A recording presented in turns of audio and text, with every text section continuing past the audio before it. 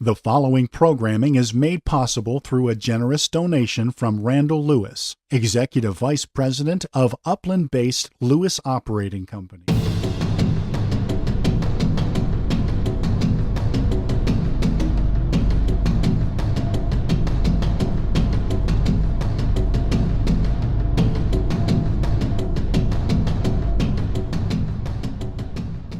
Welcome to another Randall Lewis seminar speaker.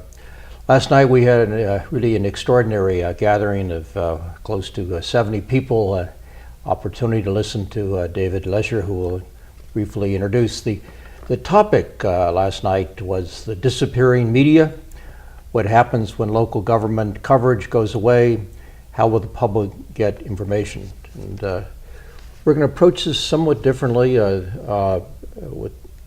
Today, we'd like Dave Lesher to talk a little bit about his own background with the LA Times and now with he's CEO of CalMatters. So we understand his sort of personal entry into journalism. Second, asking David if you would talk a little bit about the press, the kind of legacy press and what's happening, particularly in California. It was fascinating last night to talk about coverage of Sacramento in the past and how newspapers did it in contrast, and it had effect on public policy to what is taking place today. And then CalMatters is just one of these, I think, extraordinary innovations in California, which it seems to me is both important and significant, and we'll talk about that. And then we'll kind of close with local papers increasingly not having the capacity or the staff to cover much. What's the future going to be like? So that's the directions. David, tell us a little bit about yourself. How did you become editor and CEO of CalMatters? What was the backstory here? I think journalism is a calling. There is a value to it. There's a public mission to it. It's an opportunity. It's an exciting job. You learn a lot on the job. Every story you learn and talk to interesting people, and you work in a space where you can talk to both sides of a story in a way that it really feels like nobody else can. So it's a very exciting job. It's an important job. I think the responsibility that I feel is awesome. I take it very seriously. And so I worked at the LA Times covering political campaigns for about 17 years. I covered the presidential races a couple times. I covered the U.S. So Senate you were races. Boys on the Bus. So yes, yeah, I know that book well. It's a little before my time. It changed. That was 72 campaign, but it was very similar back then. There's a tremendous responsibility and a role of the press and campaigns like that. So I left the newspaper for about 10 years and went to the think tank world and worked with policy and policymakers in Sacramento in a nonpartisan space at the New America Foundation and Public Policy Institute of California. And then the opportunity for CalMatters came along. And I could see the difference that newspaper, the change in newspaper, the decline in the media coverage. I could see the policy I was working on and how important it was and how there wasn't a lot of attention to it. And the opportunity for CalMatters came along that kind of spoke to me about those two things, and it was an opportunity for me to contribute in that way. To help us out. We talk about the decline or the loss of capacity of the print media. Talk a little bit about that. What form is what is happening? Sort of why is it happening? So this is the business model is gone. Newspaper used to be, 25 cents, even 10 cents for a document every single day that had an enormous amount of research and talent that put it together the day before. That was all funded by advertising. Those advertisers now have many different ways to reach their consumers than they did before. Earlier the newspaper and television was their channel to their audience, and now there are many more channels. So, the first thing to go was classified advertising. 40% of newspaper revenue was classified ads, and it went away quickly. Wow. And so, if you look just in the last decade, ad revenue for newspapers in 2006 was $50 billion a year. In 2016, it was $18 billion a year. So a dramatic decline that's not coming back. Those are advertisers who found other ways to speak. And then at the same time, digital ad revenue, online advertising, has gone up almost exactly the same amount. In the last 5 years, it's gone up to $60 billion a year. But most of that money goes to Google and Facebook and Twitter and a couple other companies. Not as much goes to newspapers. So the business model is broken. And we're seeing that most acutely, I think, in California compared to other places, because some of our biggest news chains really went through a couple media purchases right at the wrong time. And they have debt, and to try and recover from that in this kind of environment is really hitting them harder than it is in even a lot of other places. One person was formerly with the Press Enterprise of Riverside. His estimate is the paper's now is about 10% of the staff that when he was with the paper. What's the consequences of that extraordinary staff reductions, which you see in papers throughout California? It's profound. I think we are definitely seeing news deserts. That's a new concept that's developing, but I think we see it at the local level in a lot of localities. One of our reporters was trying to look into the legislative races this year and trying to look at some of the key campaigns in the state, and couldn't find a single news story written about some of the top races. The Speaker of the Assembly just recently, looking at some of the scandals in cities here in the area, attributed part of it to lack of media attention. So those are part of the symptoms of a news desert. What I was talking about last night is I think we're seeing some of those symptoms on the state level as well. Well, you gave some wonderful stories and context of what it was like covering Sacramento and in the past and what it's like now. Maybe could you describe what public policy was like in the 80s and 90s and what it's like currently? Yeah. There's a couple of institutions that I think we've lost that used to speak to the state as a whole. One of them is the bully pulpit. When I was the LA Times reporter full-time on the governor's office under Pete Wilson and Gray Davis. And when the governor wanted to launch a new policy initiative, there was a playbook. It was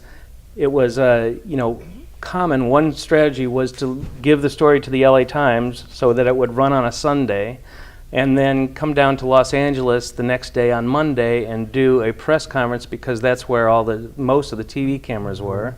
And you get the point was to create a public momentum to pressure the legislature to do what you wanted to do, and that was a bully pulpit.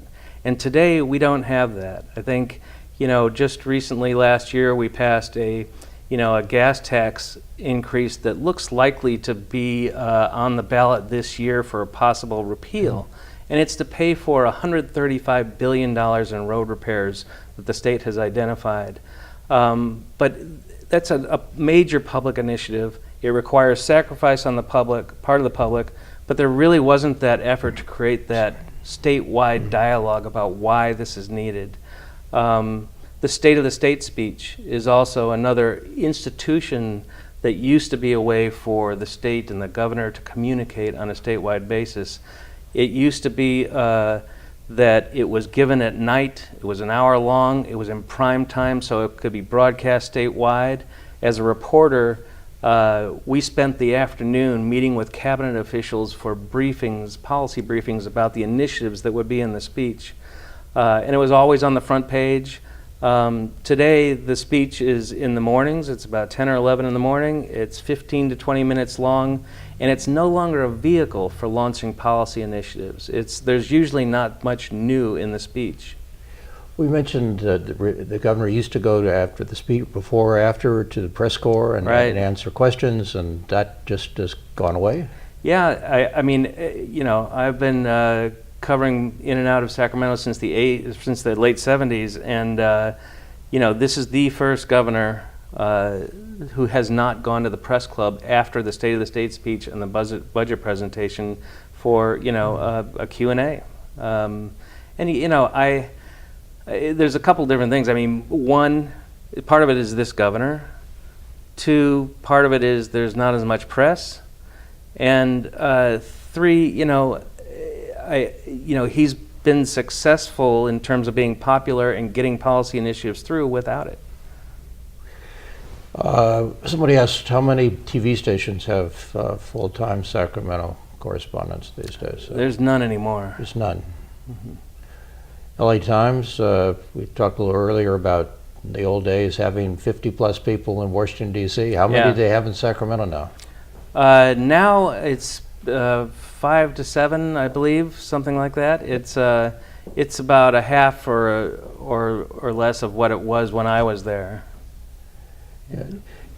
You want to make any more reflections on this dramatic loss in press coverage, or less press coverage, of what it means for the emergence of, you cited the gas tax. Is there any other kind of reflections? I mean, what does it mean for California public policy when the press is no longer a major participant, and particularly in the formulation stage? Well, I think one of the things is you risk a backlash. Like this, if this gas tax is on the ballot, and the polls indicate that it could pass, that we might repeal the gas tax increase, which means, this is a debate that's started in 2015, even before that, but it got serious in 2015 in the legislature. There was a special session, they couldn't fix it. They finally, got a 2/3 vote last year to raise it. But if it gets repealed, then the next governor comes in and has to start all over. The roads aren't repaired, the money's not there, and we start all over. So I think that's the risk that, and it's the same thing. We have major education policies, the local control funding formula, which redistributed more than $70 billion a year in funding for K-12 schools. There is a component of the local control funding formula that is supposed to have parental involvement. But parental awareness about this whole issue is not very high. There's our climate change policies are very ambitious, but how many people know what cap and trade is and how it's doing? And again, it's an area where there's a lot of public support. I think there's a lot of public interest in doing something for the environment, but there's also some sacrifice. I mean, there are prices and costs that come along with this, and there isn't a public discussion about what we're doing and why and how. And so there's a risk that, I think there's a risk that potentially something comes apart because of that. Well, talk about the emergence of CalMatters. How, people saw the kind of decline, particularly in coverage of Sacramento, television, press, besides simply lamenting or despairing the fact that there is less coverage. Talk about how CalMatters emerged, and then what. I think this is really kind of it's not simply kind of something in California. I think it's sort of a model that has a life much beyond our state. But talk about its emergence and what its form is now. Well, we are part of a national trend. Several years ago, the Institute for Nonprofit News is the trade organization nationally, and there were about 24 nonprofits about 10 years ago. Today, there's about 200. 24 to 200? Yeah, just in the last 10 years. So it's an emerging area. I think you see it especially on topics that require reporters to have expertise and spend more time on stories. There's investigative organizations like ProPublica, Center for Investigative Reporting, And then there are topical organizations like, the Marshall Project does criminal justice issues. There's environmental groups and education groups. And then we are similar to an organization in Texas, the Texas Tribune, where they cover the state level, and there's others, MinPost in Minnesota. They cover the state level, and they've proven the model that there is an audience, there is a method for communicating on a statewide basis, and there's support for it. These are all philanthropically funded organizations. So what is CalMatters? Cal does matter. What is it? So CalMatters, we have a staff of about 20 people now, based mostly in Sacramento. We have a couple in the Bay Area and a couple in Los Angeles. We cover all of the major topics at the state level. We cover healthcare and education, the environment, poverty issues, fiscal issues, politics. We have reporters covering what's happening in the Capitol. We have columnists.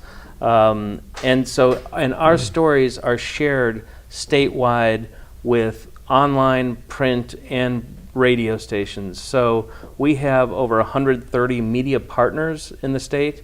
Our work is published in all of the major newspapers in California. We work with public radio stations and four major ones in the major cities especially. But we are developing a statewide platform for distribution where we are the content provider for news about what's happening for the state as a whole. Do you charge for the news? No, we don't. We are, like I said, we're philanthropically funded. We're just starting to look at earned revenue. We started a membership program.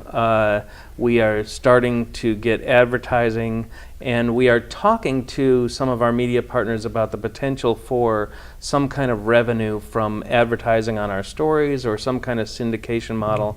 But we have a public mission to raise public awareness about policy issues and to create more transparency in the policymaking process. And so our main goal, and it's been reinforced over and over by our board, is just to reach as much audience as we can with that message. And so, that's higher than getting money out of the newspapers, which might not be a lot even if we got any. I always thought the Public Policy Institute of California does good research, but no one knows what they do. Tell us a little bit about, just to illustrate, what kind of reporters do you have on CalMatters? Who are several? Yeah, it's a great team. It's the biggest in covering these issues now. And one of the things we did when we started was we don't cover the what happened today kind of story because that's already being done by the media that's still there. So we came to try and do the more in-depth and analytical kind of coverage, and so we went for a staff that had more experience and expertise. So for example, on the environment, Julie Cart is our reporter. She won a Pulitzer Prize at the Los Angeles Times for covering the environment. Our education reporter is a prize winner from the San Jose Mercury News and the Newark Star-Ledger. Jessica Calfatti, tremendous reporter. Laurel Rosenhall covers the Capitol for us. She was at the Capitol Bureau for the Sacramento Bee. We have Dan Walters, who has been a must-read columnist in the Capitol for over 50 years. And it was pretty symbolic for him last June to leave the Sacramento Bee, where he was for 32 years, and come to a new place like CalMatters. And then recently we recruited Dan Moraine, who is the editorial page editor at the Bee, to come and do a newsletter at CalMatters. So, some of the best and brightest journalists in California now. They really are. Yeah, it's a tremendous team. If someone who's watching this says, "I'd like to participate, follow the news and CalMatters," how do they do it? CalMatters.org is our website. And you can sign up for the newsletter. There's a button there. Dan's newsletter is just a week and a half old. He's getting it off the ground, but it's called What Matters. And then also If you value this and you see why it's needed, then there's a donate button, and there's a membership program, and there's benefits where we do webinars with our reporters for our members, and other benefits similar to a public radio model, the funding for public radio. But there's a lot of ways to support CalMatters, and it would be much appreciated. I'd really encourage it. One of the things you said last night, we have this gubernatorial campaign going on for the state with all the kind of problems, whether in housing or transportation or education. And yet there's, I don't know, there's been some coverage of occasional debates, but I don't know if we know much more about the candidates now than we did when they started their campaign. Describe what you mentioned, what you did, CalMatters, by way of interviews, and if people wanted access to those, how would they have access? Yeah, we did a voter guide that we just posted last week, and really voter guides are something that newspapers have always done, and they're very valuable. You know, they really are intended to be a resource for voters to sit down with before they go to the ballot box. And so it takes a lot of time to put together. And one of our worries is that a lot of newspapers aren't going to be able to do that, and so we offered to share ours with them, and we put it together, and it has information about all of the statewide races. You know, we have 8 statewide races on the ballot, the governor, 9 with the U.S. Senate race, and then we have ballot measures. We have 5 ballot measures in June, and then several more in November. But we really went deep on the governor's race, and the 6 major candidates for governor all came to CalMatters. They spent 90 minutes. We had a team of all of our expert reporters grilling them on all of the different topics. I think each of them left feeling like it's one of the most rigorous interviews they've had during the campaign. We posted all of their positions on all of the issues on our website. We also created video clips so you can see them talking on a lot of the key topics, as well as some of their biographical information. I mean, there's some very poignant descriptions, I think, that came across in video that we asked a question, what's the toughest thing you've ever done in your life? And Antonio Villaraigosa's answer was be a father when he had never had a father. And you know, I just thought when you're a print reporter to write that, it doesn't come across like it does when you can see it on the video. You've done one, I was looking at one you did on housing. You have a new kind of format where you have questions. I mean, it's not just one long story. You break it up and so forth. Yeah. So you described that last night. What did you call that, Dick? It's a card deck. We call it an explainer deck. You know, I think communicating, one of the things that media has to do now is do it all. You have to do broadcast, you have to do print, and you have to communicate online. And communicating online is different. In that case, we wanted to explain what is California's housing crisis, the affordability crisis, why do we have it, what are the issues, and we could write a long news story about that. And I think we could do it well, and when they are done well, they're good. But the online way to communicate that we've adopted, and others, you know, we stole it from some Vox does it really well. But the format is question, answer, graphic. You know, question, answer, graphic, question, answer, graphic, and kind of for a reader to just kind of unpack this very challenging issue piece by piece. Last night, the questions, many of them questions, well, we essentially said we applaud CalMatters. How can it take, rather than simply be a state coverage, how can it take a local forum? And wondered if you might comment on local newspaper coverage, and if it's going away, what forms can take its place? You know, it's a very good question, and there's not an easy answer to it. I mean, there's 2 things. One is, you know, it obviously takes money.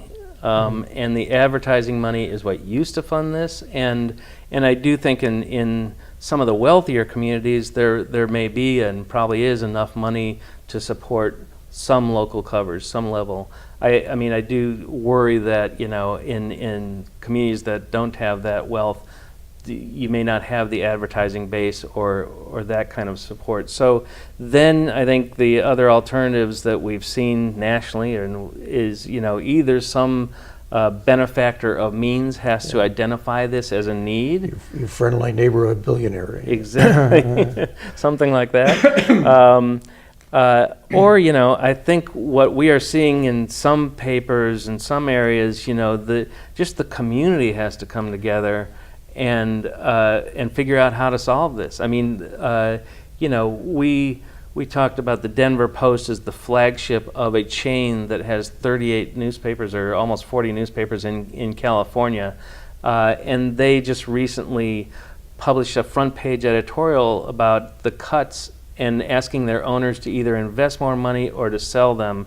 And the response was the governor and the mayor rallying public community support about and really giving a platform for expressing the value of this news. And so, I think that's something else that will have to happen if this is going to be possible at a local level where there's not an obvious source of money. You mentioned also the idea of what public radio has subscribers, and I guess a good portion of their money comes from people who subscribe to public radio, right? Yes, yeah. I do think, and this is where the membership model does work. There are people will subscribe and give even when they don't have to. You can listen to public radio for free, but a lot of people will become members and contribute. I think people have to see the value in the work, and I think at the local level, the question is the city big enough to have enough members, and do those members have enough means to help support that? And like I say, in some areas, I think that will happen. Any other potential directions or models for local coverage? There is a lot of innovation and creativity going on right now, and the change that we're going through, I think, is a long way from being complete. We're doing a project now in collaboration with the chain of newspapers and the radio stations that's going to create a statewide dialogue that never would have happened before. In fact, just in the 3 years since CalMatters started, there's been so much change. I think that project probably wouldn't have happened 3 years ago. So, and you can see if you look at what's happening in the newspapers in California, just in the last 3 months, there's been profound change that could be a game changer for either what they do in good or bad ways, or what it means for CalMatters. The need for CalMatters and the way CalMatters news is distributed may be determined by how that landscape changes. Well, I think maybe that's an excellent kind of closure on our discussion or conversation. I thank you for coming to the Randall Lewis seminar. I think more than that, we thank you for what is happening in CalMatters. It does matter for the state, for its politics, for its elections, for its future, and glad to see a model that we can take both confidence and pride in. So, David, thank you very much for joining us. Thank you very much. I much appreciate it. Yeah.